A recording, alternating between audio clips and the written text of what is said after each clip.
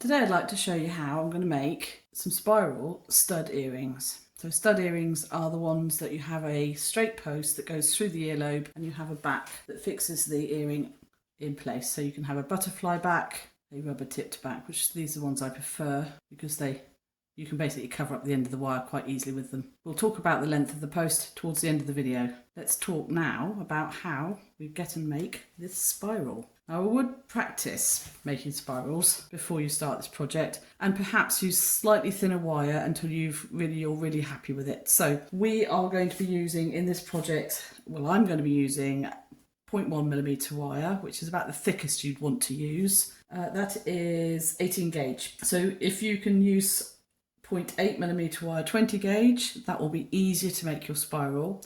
It's also a good size for earrings. And if it even exists, a 19 gauge is a 0.9. So somewhere between 0.8 and 1mm thickness for your wire. You want to have about, now this isn't terribly important, but it's about 6 inches of wire, gives you plenty to play with. And that is around 15 centimetres. So what we're going to do, we're going to start off, and for this project I intend and hope I can succeed to do the whole thing using the flat nose pliers with no grip, because the ones with grip mark the metal too much. You may have to use them just a little bit just to get started, we'll see.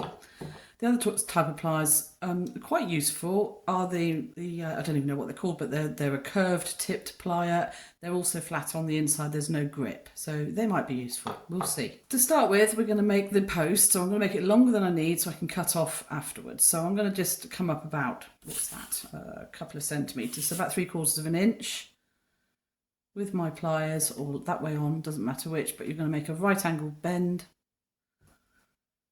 so that your spiral can go around the post. Now this is the hardest bit, starting the spiral off. Hopefully I can grip with these. It's not very easy because there is no grip, they're just smooth metal.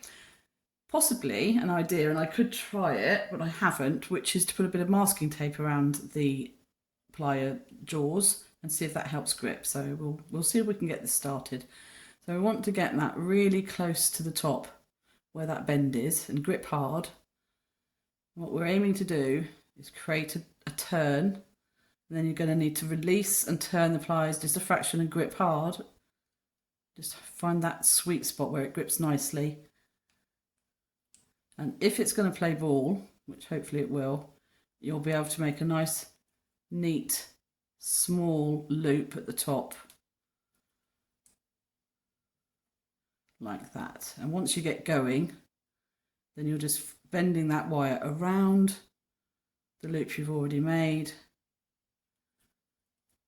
just making sure that that post is keeping straight, a little on the bent side, but we can straighten that up. So your post should still be coming out at a 90-degree angle. Grip in tight and then just keep on working round.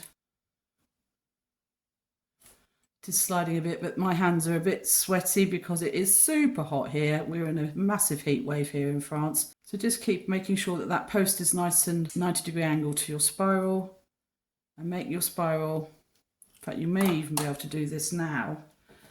If you've got nylon jawed pliers, you'll be able to grip the actual spiral without marking the metal. If you only have the pliers that have got the grippers in, perhaps put, again, masking tape or a tiny bit of cloth or something to cushion the metal against the metal so that these pliers don't leave a mark. But nylon jawed pliers, I totally recommend getting. You'll use them a lot. So we can just grip that spiral now and hold that a little bit, hopefully a little bit tighter, without marking the spiral front of this earring. And you make your spirals as big as you want.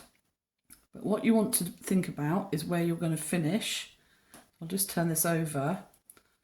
Because the post isn't in the exact centre of the loop, it's at the top of the loop or the bottom of the loop, you want to finish your spiral on that side that that wire post starts at, because then you'll end up with an equal amount of spiral circles going, so 1, 2, 3 from that side and 1, 2, 3 from this side. I think we'll stick with 3. I think 3 is quite a nice size. So I'm at the right position here. I'm at the top of the post. top of the earring, I mean. I'm just going to now bend that in towards the post, release my pliers and just turn it so I can grab that quarter area and just pull that round. What I'm aiming to do is just bend that wire around the post, if it will let me. This is where these pliers come in handy because they've got a finer tip. Just gently grip and bring that wire all the way around the post until you're nearly closed up. This is the point where you want to snip the end so that it can tuck in and touch that. I want to just cut that in there. Oops. You see there was plenty of wire left over, so you don't need necessarily 6 inches, 5 inches would be fine, depending on how big you want to make your spiral, of course. Then all I'm going to do is tuck in that end just so that it meets the wire, it doesn't poke out. I shall use the nylon jawed pliers to just flatten everything out. I hope I haven't marked it. See, I've marked the metal there. It's quite easy to do, but hopefully we can polish that out. In fact, I've nicked it with the snippers, so do be careful of that. You'll probably have to make quite a few of these before you get a nice matching pair, but you know, that's part of the fun of jewellery making and what I call playing with wire. So I'm just going to push that up as close as I can to the actual spiral. And there we have it. And then you want to really determine whose ears these are for. So if they're for your own ears, if you've got very, very fine earlobes, you might want just to leave 3 or 4 mil there, 5 mil. If you've got fatter earlobes like mine, you might want to leave a bit more. So what I'm going to do is I'm going to pop the back on, just push it up to roughly, I kind of know where my earrings are. They're about there. I'm going to say that should be a very comfortable fit. So allow about 5 mil, and then you can cut off the excess